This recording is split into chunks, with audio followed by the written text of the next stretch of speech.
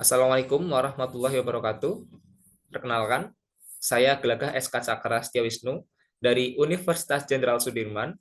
Di sini saya sebagai peserta dari Latsar CPNS Angkatan ke-45, kelompok 2, akan membuat video untuk memenuhi tugas individu agenda yang ketiga, yaitu manajemen ASN. Manajemen ASN merupakan pengelolaan ASN untuk membangun pegawai ASN yang memiliki integritas, profesional, netral, serta bebas dari intervensi politik, bebas dari praktik KKN, dan mampu menyelenggarakan pelayanan publik yang berkualitas bagi masyarakat. Ini bersumber dari Undang-Undang Nomor 5 Tahun 2014 tentang Aparatur Sipil Negara. Kemudian dari sana pula terdapat Smart ASN yang mana Smart itu merupakan singkatan dari strategis, melayani, adaptif, responsif, dan transparan. Profil dari Smart ASN ada 8, meliputi 1. Berintegritas, 2. Profesionalisme, 3. Menguasai teknologi informasi dan komunikasi atau IT dan bahasa asing, 4. Berjiwa entrepreneurship, 5. Nasionalisme, 6. Berwawasan global, 7. Berjiwa hospitality, dan 8. Memiliki jaringan yang luas. Baik, di sini saya mengangkat isu atau kondisi terkini yang ada di instansi dengan topik pendidikan dan pelatihan kerja. Ada 3. Yang pertama, mahasiswa kesulitan dalam menentukan topik tugas akhir. Kedua, kurangnya minat dosen dalam mengikuti pelatihan atau workshop luring di luar kota atau luar wilayahnya. Dan ketiga, prestasi mahasiswa yang kurang optimal. Untuk isu yang pertama, terdapat beberapa dampak, di antaranya pemborosan waktu dan sumber daya, keterbatasan output penelitian dan publikasi, berkemungkinan tidak menyelesaikan studi tepat waktu, dan mempengaruhi penilaian prodi, bahkan instansi ya. Kemudian yang kedua, dampaknya adalah untuk kurangnya minat dosen dalam mengikuti pelatihan atau workshop luring di luar kota, dampaknya antara lain yang pertama, kurangnya pengembangan kompetensi dosen, kemudian kualitas pengajaran yang statis, yang ketiga tertutupnya ruang kolaborasi dan jejaring, dan terakhir motivasi inspirasi yang menurun.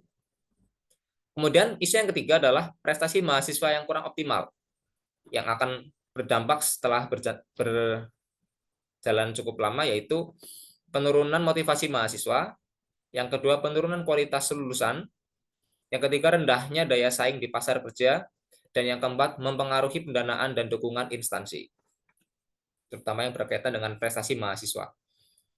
Dari isu-isu ini akan dilakukan analisis USG, yang mana USG itu merupakan singkatan dari urgency, seriousness, dan growth. Untuk yang pertama, mahasiswa kesulitan dalam menentukan topik tugas akhir. Dapat dilihat dalam tabel ini untuk indikator urgency, seriousness, dan growth itu masing-masing tinggi, dengan keterangan untuk urgensinya termasuk mendesak karena dapat menyebabkan penundaan penyelesaian TA dan kelulusan mahasiswa. Dan pastinya ini akan berdampak cukup banyak bagi mahasiswa maupun instansi itu sendiri. Kemudian yang kedua, seriousness. Keterangannya mempengaruhi kualitas tugas akhir dan berpotensi mengurangi daya saing mahasiswa di pasar kerja atau melanjutkan studi. Yang ketiga, growth. Jika tidak ditangani akan semakin memburuk. Seiring berjalannya waktu, jika ada mahasiswa yang belum menyelesaikan studinya, beban bimbingan dosen juga akan semakin tinggi atau bertambah. Hal ini akan sangat berbahaya ketika dianggap menjadi sesuatu hal yang wajar atau diwajarkan secara umum di lingkungan pendidikan tersebut. Yang kedua, kurangnya minat dosen dalam mengikuti pelatihan atau workshop luring di luar kota. Nah, di sini untuk indikatornya terdapat sedang dan rendah. Untuk urgensi, sedang. Meski perlu pelatihan khusus, hal ini tidak terlalu mendesak. Setidaknya masih ada pelatihan secara daring yang dapat dijadikan alternatifnya, ataupun meningkatkan kompetensi lewat media yang lain. Kedua, seriousness.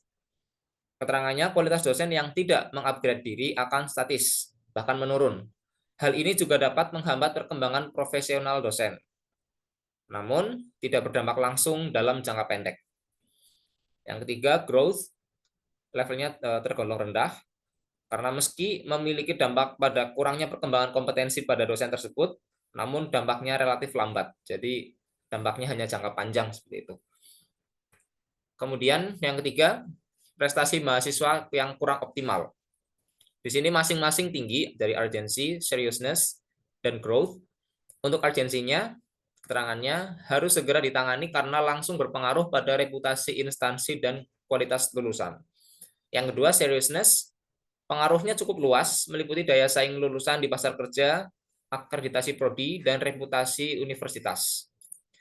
Dan yang ketiga, growth, dapat menjadi isu yang besar jika masalah tidak segera ditangani, terlebih jika menjadi suatu kultur atau hal yang dinormalisasi, seperti pada topik yang pertama tadi. Kemudian berdasarkan analisis USG ini, maka saya memilih isu yang pertama, di mana isu pilihannya adalah mahasiswa kesulitan dalam menentukan topik tugas akhir. Nah, usaha yang akan dilakukan, usaha yang sudah dilakukan di instansi antara lain, terdapat kegiatan semiring atau seminar daring, di mana kegiatan ini merupakan kegiatan berkala yang diisi oleh dosen-dosen dari instansi, seperti itu. Namun masih kurang berdampak di bagian mahasiswanya. Kemudian yang kedua, mendatangkan pemateri bahkan dari pihak eksternal. Dan ketiga, mahasiswa diizinkan untuk masuk ke ruang sidang tugas akhir mahasiswa lain. Nah, dari ketiga hal yang telah dilakukan ini, secara logis harusnya sudah cukup banyak dapat memberikan input atau masukan bagi mahasiswa untuk dapat terpacu dalam menentukan topik tugas akhirnya. Namun pada kenyataannya masih membutuhkan beberapa dorongan lagi untuk menentukan topik tersebut. Maka rekomendasi yang dapat diberikan adalah menyelenggarakan acara bedah topik skripsi atau topik tugas akhir yang berkolaborasi dengan organisasi mahasiswa atau mahasiswa-mahasiswa. Dengan keterangan, melibatkan mahasiswa tahun keempat atau yang sedang akan menjalankan tugas akhir, akan mengerjakan tugas akhir, dan itu sebagai pesertanya, dan melibatkan alumni atau mahasiswa yang sudah menyelesaikan tugas akhirnya sebagai pemateri. Dengan tujuan, kenapa pematerinya adalah mahasiswa yang sudah menyelesaikan tugas akhir atau alumni, itu tujuannya untuk mempersempit batas antara pemateri dengan peserta. Jadi harapannya ketika yang menyampaikan adalah mahasiswa angkatan atasnya, itu lebih maksimal atau lebih nyaman dalam berdiskusi dalam ruang tersebut. Harapannya seperti itu.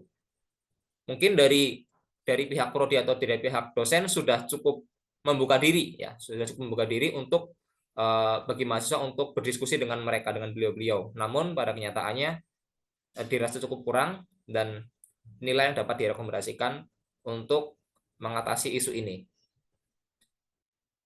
Dan kenapa isu ini dipilih? Karena cukup berkaitan dengan tridharma perguruan tinggi di bagian pengajaran dan juga pengabdian ke masyarakatnya.